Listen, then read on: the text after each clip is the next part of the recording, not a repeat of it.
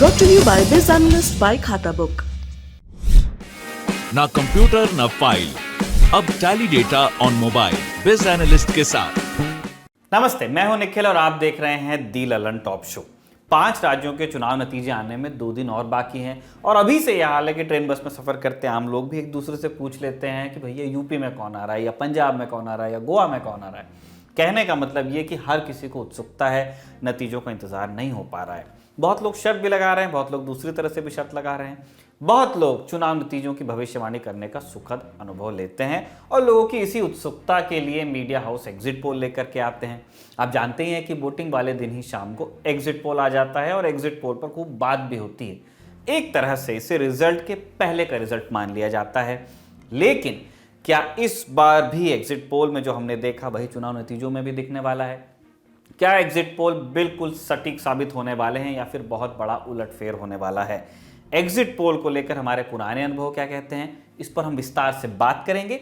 लेकिन पहले ये समझिए कि एग्जिट पोल क्या होता है। हमारे यहाँ चुनाव के पहले जो सर्वे होते हैं या जो पोल्स होते हैं वो 2 तरह के होते हैं। एक जो चुनाव से पहले होता है, वोटिंग से पहले होता है, उसे हम कहते हैं ओपिनियन पोल। इसमें लोग बताते हैं कि किसे वोट दे सकते हैं, देंगे। दूसरा होता है एग्जिट पोल। एग्जिट यानी बाहर निकलना, तो मतदाता बूथ से बाहर निकल करके क्या बताता है, किसे वोट देने की बात करता है, ये होता है एग्जिट पोल।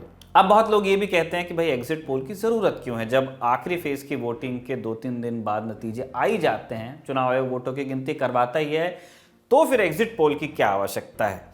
ये सवाल हमने पूछा प्रोफेसर ए.के. वर्मा से। प्रोफेसर साहब CSSP यानी centre for the study of society and politics के डायरेक्टर भी हैं। सुनिए उन्होंने क्या कहा। और मैं ये देखता हूँ कि मासेस की इसमें बहुत ज्यादा दिलचस्पी होती है, क्योंकि अगर इसमें जनता की दिलचस्पी नहीं होती तो एग्जिट पोल्स पे कोई तवज्जो देता नहीं और उसको लोग सीरियसली लेते नहीं। लेकिन आप जानते हैं कि भारत एक बहुत ही विचित्र देश है, जहाँ पे कि इलेक्शन को एक कॉन्स्टिट्यूशनल ड्यूटी के रूप में या कॉन्स्टिट्यूशनल इवेंट के रूप में नहीं देखा जाता है, बल्कि बाकायदा एक उत्सव के रूप में देखते हैं।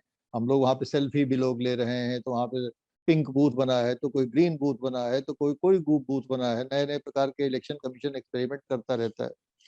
तो लोगों को, और घर से निकलिए साहब, और इलेक्शन कमीशन भी ड्राइव पे निकलता है कि साहब मतदाता निकले घर से और अधिक से अधिक वोटिंग हो। तो ये जो ओवरऑल ड्राइव होता है वो छुट्टी कर घोषित कर दी जाती है कि सभी लोग उसमें वोट डालने जरूर जाएं। ये तमाम चीजें मिला के इलेक्शन डे को एक बहुत स्पेशल डे बना देती है। और जब आदमी का पार्टिसिपेशन इंथ्यूजियास्टिकली होता है, बहुत उसमें ज्यादा वो जोश ही से भाग लेता है, तो ये बात बिल्कुल तयशुदा है कि वो ये चाहता है कि जल्दी से जल्दी उत्सुकता उनकी बढ़ जाती है। तो अब वो जैसे ही चुनाव खत्म होता है तो पता है कि भाई 7 तारीख को अंतिम चुनाव खत्म हुआ और अब 8 और 9 छोड़ के 10 तारीख को आना ही है। लेकिन उसके अंदर इतना भी पेशेंस नहीं रहता कि वो 2 दिन वेट करे, लेकिन वो तुरंत चाहता है कि उसको तुरंत पॉइंटर्स मिल जाए।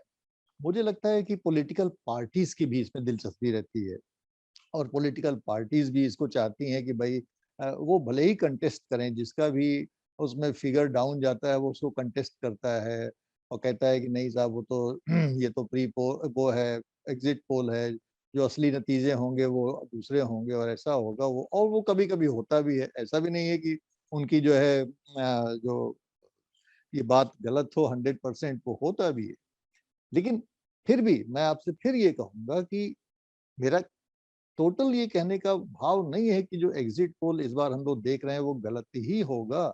मैं आपको उनके लूप होल्स बता रहा हूँ कि अगर किसी ने अच्छे ढंग से किया है, अगर उसका ओरिएंटेशन रिसर्च ओरिएंटेशन है, और अगर वो पोस्ट पोल के डेटा से मैच करता है। जैसे हम लोगों ने अपने सेंटर में एग्जिट पोल्स नहीं किए, हमने पोस्ट पोल किए हैं, CSSP ने पोस्ट पोल किए हैं, जिसका अंतिम डेटा हमारे पास आज रात तक आएगा, क्योंकि 7 तारीख को चुनाव हुआ, 8 तारीख को हमारे बच्चे फील्ड में गए हुए हैं, और अब आज हम लोग एक्सपेक्ट कर रहे हैं कि आज रात तक हमारे पास फिनिश डेटा आ जाएगा और कल हम इसको क्लियर पिक्चर हमको समझ में आएगी कि हाँ भाई, क्योंकि we are not into the this exit poll, हम लोगों ने उसको पोस्ट पोल के फॉर्म में किया है। तो पोस्ट पोल में क्या होता है कि आप रैंडम सैंपलिंग करते हैं और मतदाताओं को घर में जाके मिलते हैं, उनसे पूछते हैं, गांव गांव जाते हैं, बहुत मेहनत का काम होता है वो।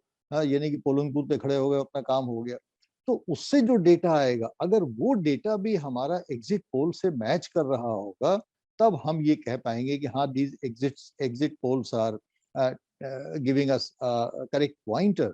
तो मतलब एग्जिट पोल एक तरह से जिज्ञासा शांत करने वाला मामला है। अब एग्जिट पोल का मतलब ये नहीं है कि हर मतदाता से पूछा जाता है कि भाई आपने किसको वोट दिया। पूरे स्टेट में ऐसा करना बहुत मुश्किल है, सेंसस बराबर हो जाएगा। सर्वे में एक सैंपल लिया जाता है, जैसे चावल आपके पके हैं कि नहीं देखने के लिए हम कुकर से एक दो चावल दबा करके देखते हैं, वैसे ही सैंपल सर्वे होता है। एक इलाके के कुछ लोगों से पूछकर वहां का मूड भापा जाता है। जैसे मान लीजिए उत्तर प्रदेश में 75 जिले हैं। अब सर्वे में इन सभी 75 जिलों के बूथ से उनकी राय ले ली जाएगी, कुछ कुछ बूथ से। या फिर अगर यूपी में 403 सीट्स हैं तो उस मान से हर सीट के, इन 403 सीट्स के कुछ बूथ्स पर जाकर के सैंपल इकट्ठा किया जाएगा। एक मतदाता की राय लेना मतलब एक सैंपल। अब ये कैसे होता है, दिखाया जाता है चैनल पर, अखबारों में, लेकिन असल में मीडिया ये सैंपलिंग नहीं करता। सर्वे और जो सर्वे के सैंपल्स होते हैं ये एजेंसीज कलेक्ट करती हैं। जैसे आपने सुना होगा सी वोटर या चाणक्य या एक्सिस माई इंडिया वगैरह। ये सर्वे एजेंसियां सैंपलिंग के बाद डेटा का एनालिसिस करती हैं, गणनाएं करती हैं कई तरह की, और फिर देती हैं चैनल्स को, जो आपको दिखाते हैं रिजल्ट क्या रहा एग्जिट पोल का।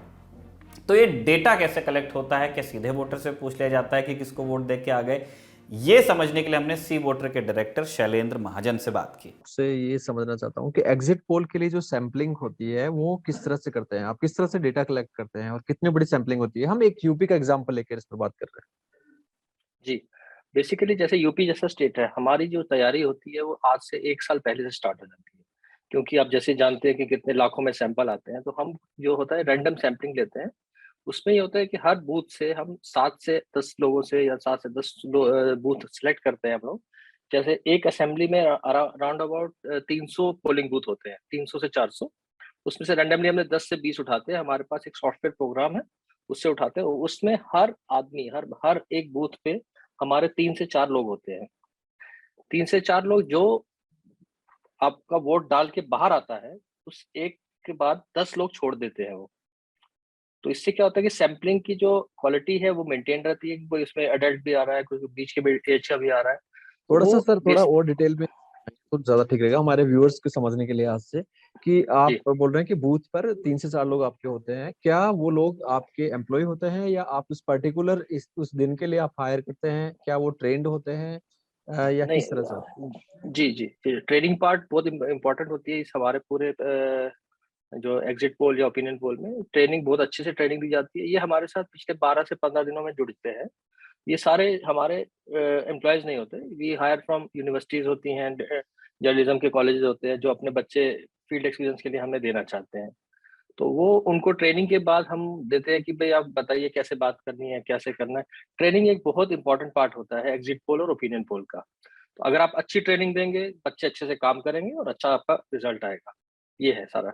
वोट डाल के बाहर आते जी। हैं, अब आपके लोग जो है उनसे सवाल पूछते हैं, ऐसा? हाँ, ऐसे एक सवाल होता है। बेसिकली ट्रेनिंग में ये उनको बताया जाता है कि जैसे सपोज आप ही वोटर है, आप वोट दे के बाहर आते हैं, हम आपको कहते हैं कि ना हम आपका नाम ले रहे हैं, ना फोन नंबर ले रहे हैं, ना आप हमें जानते हैं, ना आप ये जानते हैं। तो आपका जितना भी इंफॉर्मेशन है हम सीक्रेट रखते हैं, गुप्त रखते हैं, कहीं भी डिस्क्लोज नहीं होती। ये हमारे पोलिंग के नॉर्म्स होते हैं कि अगर आपने अपनी इंफॉर्मेशन हमें बताई है तो हम वो कहीं डिस्क्लोज कर ही नहीं सकते, because we are member of international agencies also. जो सर्विस की फॉर्म बने हुए हैं तो उसमें ये चीज गाइडलाइंस होती हैं कि जी। अगर आप किसी से बात कर रहे हैं तो आपका उसका सारा कोई ब्यौरा नहीं बताना आपको। तो सवाल किस तरह के होते हैं? जैसे कोई, मैं मान लीजिए कि मैं वोटर हूँ और मैं एक बूथ जी। से वोट डालकर बाहर निकला, कोई भी अनजान आदमी मुझसे आकर पूछेगा कि आपने किसको वोट डाला है, तो मैं देखिए, नहीं बताऊंगा। तो आप बेसिकली किस तरह से पूछते हैं, क्या आपके सवाल होते हैं? और बेसिकली हमारा जब हम मीडिया की बात करते हैं कि हम एक मीडिया चैनल के लिए काम कर रहे हैं, तो आमतौर पे भारत की जनता या आप मैक्सिमम लोग जो होते हैं मीडिया को अच्छा रिस्पॉन्स करते हैं। जब वो सुनते हैं कि एक पर्टिकुलर चैनल से हैं तो वो अच्छे से बात करते हैं। हमारा पहला सवाल उनसे वो ये होता है कि आपकी कास्ट क्या है। खासकर यूपी या बिहार, जहाँ कास्ट मैटर करती है किसी भी रिजल्ट्स के लिए। पहला सवाल तो वो होता है कास्ट। जो एक पहला बेसिकली क्या होता है, मेल फीमेल होता है, वो नहीं पूछा जाता। वो जो अपना रिसर्चर है वो अपने आप डाल लेता है। कास्ट के बाद नेक्स्ट क्वेश्चन होता है कि पिछले विधानसभा में आपने किसको वोट दिया था। क्या होता है कि आप वोटर से कास्ट पूछते हैं कि आपकी कास्ट कौन सी है, दूसरा फिर ये पूछते हैं कि पिछले विधानसभा में आपने किस पार्टी को वोट दिया और इस बार किसको वोट दे रहे हैं। ये 3 सवाल होते हैं। 3 सवाल होते हैं। अगर उसको हम ये एक सवाल और भी ये डाल सकते हैं, अगर रिसेंटली लोकसभा गए हैं, जैसे अभी तो लोकसभा के काफी टाइम हो गया, तो उसमें हम ये भी पूछ सकते हैं कि पिछले लोकसभा में आपको किसका दे। उससे एक ट्रेंड जानना चाहते हैं कि सेम एक वोटर ने सेम ट्रेंड फॉलो किया है या उनका मूड ऊपर नीचे हुआ है। वो एनालिसिस में हमारे काम आता है। अच्छा, तो सर ये मतलब थोड़ा-सा ऑब्जेक्शनेबल नहीं हो जाता किसी को जाके सीधे उसकी कास्ट पूछना, और मतलब मैं समझ नहीं पा रहा थोड़ा-सा। नहीं, ऑब्जेक्शनल कई लोग करते हैं, लेकिन किसी जैसे आप बिहार में इंटीरियर्स में जाएंगे, वो सब वो आसानी से बता देते हैं, क्योंकि उनको भी एक ट्रेंड पता होता है कि एक पर्टिकुलर जाति कहाँ जा रही है। तो उनको अच्छा। बताने में कोई दिक्कत नहीं होती, क्योंकि हम पिछले 25 साल से ये कर रहे हैं। पहले दिक्कत आती थी, लेकिन जैसे जैसे मीडिया सोशल मीडिया बढ़ रहा है, हुँ, उससे हुँ। लोग जागरूक हो गए हैं और अच्छा सा रिस्पॉन्स करते हैं। हमें बड़ा अच्छा लगता है। पहले नहीं करते थे। आप सही कह रहे हैं कि पहले नहीं करते थे, जात को लेके इवन लड़ाई झगड़ा भी हो जाता था कि अब आप हमारी जात कैसे पूछ रहे हैं। जी, तो जी। अब लेकिन अब जैसे जैसे मीडिया अच्छा हो रहा है या जितने लोग अवेयर हो रहे हैं, तो अब वो इतना नहीं हो रहा है। अच्छा, एक चीज़ सर मैं और ये समझना चाहता हूँ कि जैसे आपने मतलब किसी पर्टिकुलर वोटर ने अपनी कास्ट बताई, और हम्म। क्या उस कास्ट के हिसाब से आप एनालिसिस कर लेते हैं कि ये इसका वोट उधर गया होगा? अ, देखिए, 2 सवाल और होते हैं, कास्ट लेकिन मतलब कितना का, एक्यूरेट होता है ये कास्ट वाला आपका अंडरस्टैंडिंग? कास्ट का ये होता है कि हम मान के चलते हैं कि पर्टिकुलर कास्ट एक पर्टिकुलर, जैसे बनिया ले लीजिए आप। हुँ, बनिया हम मानते हैं कि अगर 100 लोगों से बात कर रहे हैं तो 90 बनिया आदमी बीजेपी को ही वोट देगा। अच्छा, अगर जी। हमारे एनालिसिस में ये आ रहा है कि 100 लोगों ने 100 बनिया है और बीजेपी को नहीं वोट दे रहे, किसी और पार्टी को वोट दे रहे, that means there is some problem with data. या तो जो स्टूडेंट है या रिसर्चर है उसने अच्छे से काम नहीं किया, दैट मीन्स हमको दोबारा उस पर काम करना पड़ेगा। तो उस केस में हम लोग कभी कभी पोस्ट पोल भी कराते हैं। पोस्ट पोल हुँ, तब हो पाता है कि जिस दिन एग्जिट पोल ना हो, जैसे फेजेस में इलेक्शन होंगे, तो तब हम पोस्ट पोल अपनी चीज को और पुख्ता करने के लिए उसको पोस्ट पोल कराते हैं। लेकिन जी। जैसे आप देखेंगे लास्ट फेज हमारा 7th को था, उसमें पोस्ट पोल नहीं करा सकते थे। कि रीजन वो होता है कि 7th को तो आपको एग्जिट पोल दिखाना ही दिखाना है। हुँ, तो हुँ। पहले वाले फेजेस में हम पोस्ट पोल कर सकते हैं।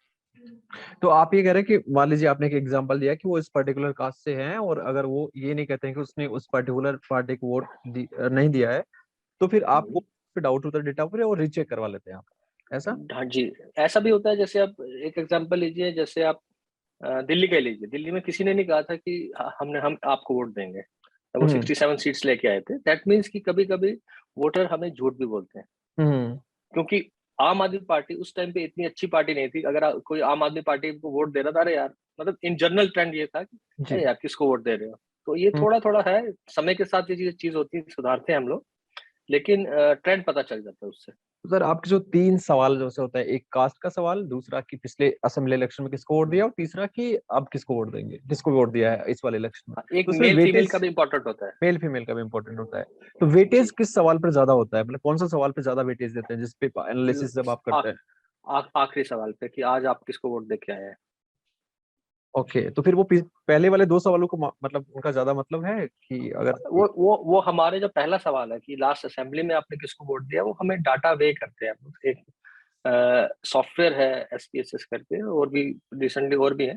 तो उसमें क्या होता है कि हम डाटा को अच्छे तरीके से वे कर लेते हैं कि किसमें कितना परसेंटेज आ रहा है, क्या आ रहा है। तो हमारे एनालिसिस में काम आते हैं। मेन सवाल लास्ट सवाल ये होता है कि आज आपने किसको वोट दिया है। मैंने वो मायने रखता है। तो सर एक मैं ये भी समझना चाहता हूँ कि कई बार होता है कि जैसे आपने 15 दिन पहले ही लिए, कुछ स्टूडेंट लिए या कोई भी वॉलंटियर उस तरह लिए, या कुछ ऐसे आपने लिए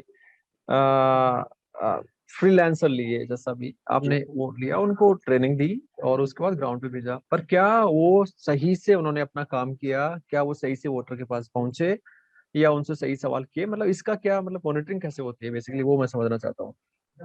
देखिए, पहले हमें बहुत दिक्कत आती थी। हम एज टेक्नोलॉजी जैसे ग्रो की, तो अब जैसे भी हमारा आदमी या रिसर्चर या कोई भी आदमी फील्ड में जाता है, तो एक आपको भी आइडिया होगा कि लोकेशन की फोटो होती है, लोकेशन मैप्स। जी, जी। तो तो हम हर वोटर, जो भी हर भी रिसर्चर है, जहां भी जाता है, वो अपना हम उनकी लोकेशन डिटेक्ट करते हैं कि जो हमने उनको पोलिंग बूथ बोला था, जो वार्ड बोला था, वहीं पे है या कहीं और नहीं है। रीजन क्या होता है कि पहले होता था, पहले आपके पास चीजें नहीं थी मॉनिटर करने के लिए, और आपको दोबारा उस पे मतलब रिसर्च करने के लिए पैसे नहीं हो, इतने फंड्स नहीं होते थे। लेकिन आजकल टेक्नोलॉजी इतनी एडवांस हो गई है कि अगर हमारे 200 लोग हैं इस टाइम फील्ड में, हम 200 के बता सकते हैं कौन आदमी कहाँ पे खड़ा है इस time। तो इस वजह से उस चीज में दिक्कत नहीं आती। मैं आपकी बात सहमत है कि अगर हम ये मान के चलते हैं कि अगर हमने 100 लोगों से बात की है तो 80 85 ही ठीक होंगे, 15 हम फिर भी डाउटफुल रखते हैं, क्योंकि हर रिसर्चर ठीक से काम करे इसका हम गारंटी नहीं लेते। ठीक से काम करे और वो जेन्युइन सवाल पूछे, उस लोकेशन पे वो जी चला जाए, लेकिन वो जनता जी से उस तरह सवाल नहीं पूछे, क्योंकि मतलब नहीं बेसिकली सोशल मीडिया पे मतलब ये साइंटिफिक ये सैम्पलिंग का तो खैर यही तरीका है, लेकिन सोशल मीडिया पर बहुत लोग कहते हैं, सवाल जब उठाते हैं तो वो कहते हैं कि अरे हमें तो किसी ने, हम तो इतने साल वोट डाले, हमें तो किसी ने पूछा नहीं, इस तरह की किसी पूछा बातें है नहीं एग्जैक्टली। हाँ, ये आपने भी देखी होंगी, इस तरह की बातें होती हैं। जी जी जी जी फिर वो सवाल ये भी नहीं पूछते हैं कि क्या वोटर वहां जाके आपका जो आदमी है वो वहां जाके क्या वाकई उसने वोटर से पूछा या खुद से अपनी डिटेल डाल दी या कुछ ऐसा, क्योंकि नाम तो वो पूछते नहीं है वोटर से। जी। तो इसको लेकर मतलब क्या आप क्योंकि ये सैंपलिंग में दिक्कत गलती नहीं हो, उसमें कोई त्रुटि ना रहे, उसको इंश्योर करने के लिए आप लोग किस तरह से काम करते हैं? देखिए, इसलिए इसके पीछे एक बहुत अच्छा रीजन होता है कि हम यूजुअली जो भी रिसर्चर्स लेते हैं हम जर्नलिज्म कॉलेज से लेते हैं, तो उनको एक प्रैक्टिकल नॉलेज मिले। उनके जो हेड ऑफ द डिपार्टमेंट है वो हमसे बात करते हैं, वो ट्रेनिंग देते हैं कि बेटा आपको अच्छा काम करना है। तो जो यंग बच्चा होगा वो जिसका आगे कैरियर काफी बड़ा है, उनको ये होता है कि भाई हम अच्छा काम करेंगे, अच्छे फील्ड में जाएंगे। आप आज की डेट में जितना भी मीडिया हाउसेज है उसमें से मैक्सिमम अगर अच्छे लोग निकले तो उनकी रिसर्च, उनकी बेस बहुत अच्छी होती है।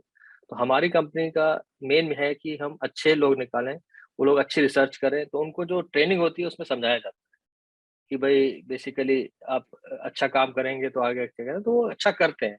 उसका यही है कि इतने सालों से हमारा एग्जिट पोल ओपिनियन लोग अच्छे जा रहे हैं, लोग अप्रिशिएट करते हैं, मानते हैं कि हम मेहनत करते हैं। हमारे ऑफिस में लोग आते हैं देखने, बाहर से लोग आते हैं, फॉरेन कंट्री से आते हैं कि भाई इतनी बड़ी डेमोक्रेसी को आप अच्छे से कैसे मॉनिटर करते हैं, ये सब। तो ये टाइम है और सब चीजें हैं जिस वजह से हम लोग यहाँ पहुंचे हैं आज। सर मेरा अगला सवाल ये होगा कि जैसे आपने एक बूथ का बताया कि वहां पर आपके लोग जाते हैं, ऐसे ही जी यूपी में 403, जैसे हम क्योंकि फॉर एग्जांपल हम यूपी की बात कर रहे हैं, तो यूपी में एग्जैक्टली। 403 विधानसभा सीट हैं।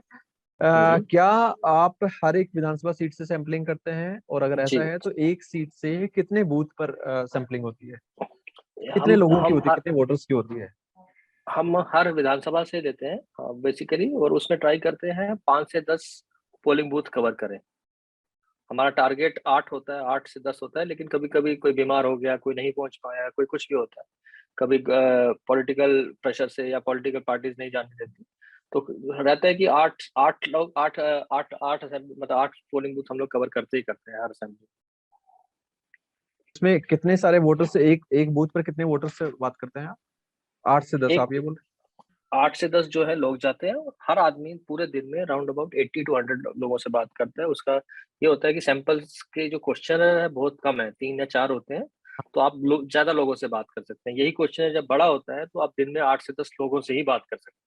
रहे हैं? तो वो एक आदमी आप लगा लीजिए कि मोटा मोटा 100 लोगों से आराम से बात कर सकता है, क्योंकि उसको कहीं मूव नहीं करना, उसको एक जगह रहना है सिर्फ। पहला वोटर, उसके बाद वो 10 लोग छोड़ेगा तो क्या है, तो फिर 11वें से बात करेगा, फिर वहीं खड़े होके वो 10 लोग छोड़ेगा, फिर 20वें से बात करेगा, ऐसे करते करते वो आप पूरे दिन में काम करते जी।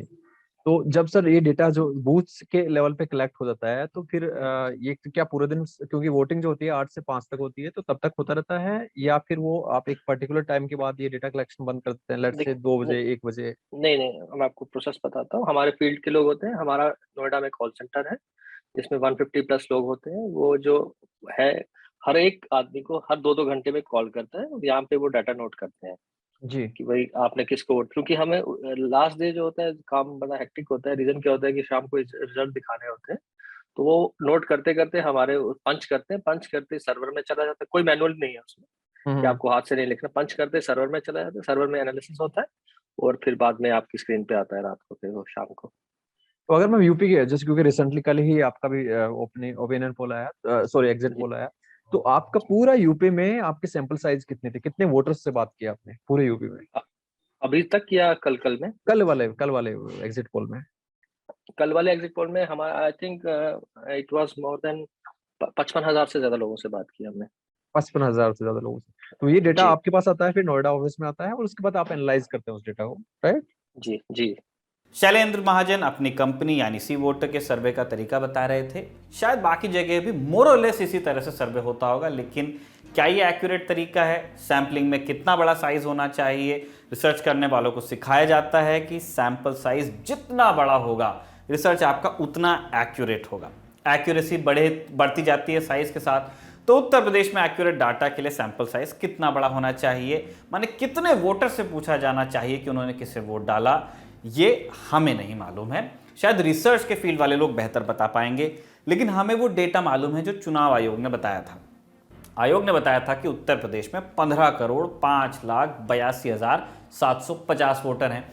हमें सी वोटर ने बताया कि उन्होंने करीब 55,000 लोगों से बात की, यानी इतनी बड़ी सैंपल साइज उनकी थी, इतना बड़ा साइज था उनके सैंपल का।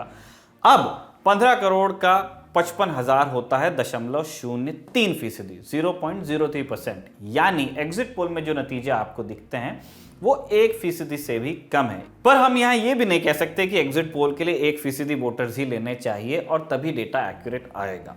ये कहना का हमारे पास कोई साइंटिफिक आधार नहीं है। सर्वे एजेंसीज के पास भी संसाधन सीमित होते हैं और उसी दिन रिसर्च देनी होती है, इसलिए सब काम जल्दी में निपटाना पड़ता है। ये लॉजिस्टिक्स का उसका इशू है कि क्यों वो बहुत सारे लोगों से बात नहीं कर सकते। लेकिन एक आदर्श स्थिति क्या होनी चाहिए, किस तरह से सैंपलिंग होनी चाहिए, ये समझने के लिए हमने बात की प्रोफेसर A.K. वर्मा से। अब सैम्पलिंग सेंसस नहीं कर सकते, हर कॉन्स्टिट्यूएंसी 403 को कवर नहीं कर सकते और हर कॉन्स्टिट्यूएंसी में 200, 150, 250 पोलिंग स्टेशन होते हैं, सबको कवर नहीं कर सकते। तो आपके पास ऑप्शन क्या है? आपके पास ऑप्शन ये है कि आप सैम्पलिंग करें। अब सैम्पलिंग जब आप करने को आते हैं तो एग्जिट पोल में जो सबसे बड़ी दिक्कत आती है वो सैम्पलिंग को लेके आती है कि सैम्पलिंग नहीं कर पाते एग्जिट पोल के लोग। उसकी वजह क्या है कि सैम्पलिंग करने के लिए आपके पास हैंड्स चाहिए कि आप जो है उस सैंपल को करें, उस एक मेथोडोलॉजी होती है, उस प्रोसेस से गुजरें। आप अगर जानते हैं उस प्रोसेस को तो बहुत अच्छी बात है, और नहीं जानते हैं तो उसको रैंडम सैम्पलिंग बोलते हैं, जिसमें कि कॉन्स्टिट्यूएंसीज के चयन में, पोलिंग स्टेशंस के चयन में, मतदाताओं के चयन में प्रश्नवाचक की या शोधकर्ता की कोई भूमिका नहीं होती है। एक बेसिक फंडामेंटल तो उसका नॉर्म ये है। और दूसरी चीज ये है, जब आप रैंडम सैम्पलिंग करते हैं तो रैंडम सैम्पलिंग का मतलब होता है रिप्रेजेंटेटिव सैम्पलिंग।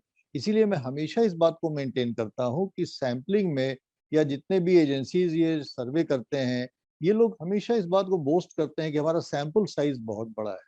वो ये नहीं समझते हैं कि आप लाखों लोगों का सैंपल साइज कर लीजिए, लेकिन अगर आपकी सैंपल सिलेक्शन मेथोडोलॉजी जो है अगर साइंटिफिक नहीं है तो फिर उस बड़े सैंपल साइज का कोई मतलब नहीं होता है, क्योंकि जब तक वो साइंटिफिकली सिलेक्ट नहीं होगा सैंपल, तब तक वो रिप्रेजेंटेटिव नहीं होगा, और जब तक वो रिप्रेजेंटेटिव नहीं होगा तब तक वो चाहे छोटा हो चाहे बड़ा हो, आपको सही फिगर नहीं दे पाएगा। एक तो ये इसमें सबसे बड़ी बात आती है।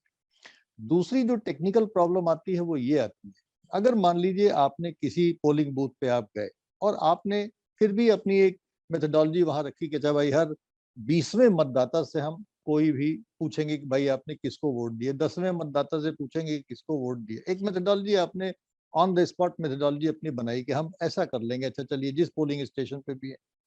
लेकिन होता यह है कि क्राउड्स जब आते हैं, कभी कभी तो धीरे धीरे लोग आते हैं और कभी एकदम से क्राउड में आ जाते हैं और वोट डाल के निकलते हैं, और आपके लिए उनका काउंट रख पाना कि 5 निकले कि 10 निकले कि 15 निकले कि 20 निकले, वो काउंट करना आपके लिए असंभव होता है। क्योंकि जब तक आप एक मतदाता से बात करते हैं तब तक पता लगा कि 10 निकल गए, तो अब आपकी वो सैंपलिंग डिस्टर्ब हो गई। तीसरी चीज, और जो बहुत अहम है, कि एग्जिट पोल के जितने भी लोग हैं वो सब 2 बजे से 2:30 बजे के बीच में उनको अपना एग्जिट पोल बंद करना पड़ता है, क्योंकि उनको डेटा जो है ट्रांसफर करना पड़ता है अपने हेड ऑफिस पे।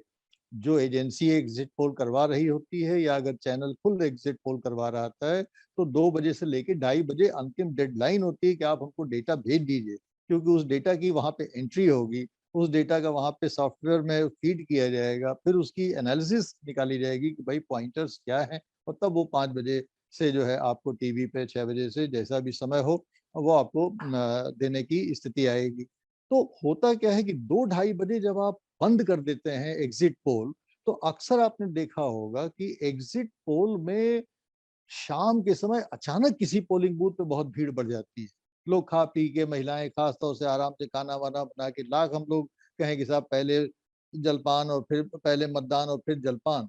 लेकिन जो सोशल नॉर्म्स हैं, सोशल प्रोटोकॉल्स हैं, सोशल कंपल्शंस हैं, वो बहुत सारे लोगों को ऐसा विवश कर देते हैं कि वो अपने घर के काम काज निपटा के सोचते हैं कि अच्छा हम चलते हैं आराम से, और तब तक 2-2:30 बज जाता है और 2-2:30 बजे तक आपका एग्जिट पोल बंद हो जाता है।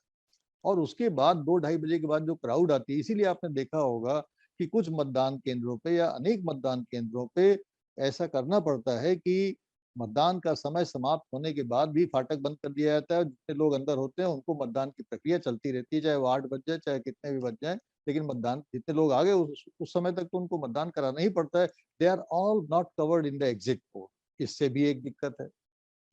अगली जो प्रॉब्लम आती है एग्जिट पोल में, वो ये आती है कि जब आप किसी पोलिंग बूथ पे पहुंचते हैं और आपने अगर रैंडम सैंपलिंग नहीं की होती है, जाहिर है नहीं की होती है रैंडम सैंपलिंग आप, तो अक्सर ऐसा होता है कि बूथ्स जो हैं वो कास्ट एफिलिएटेड होते हैं, बूथ्स जो है वो पार्टी एफिलिएटेड होते हैं, बूथ जो है वो आइडियोलॉजी एफिलिएटेड होते हैं।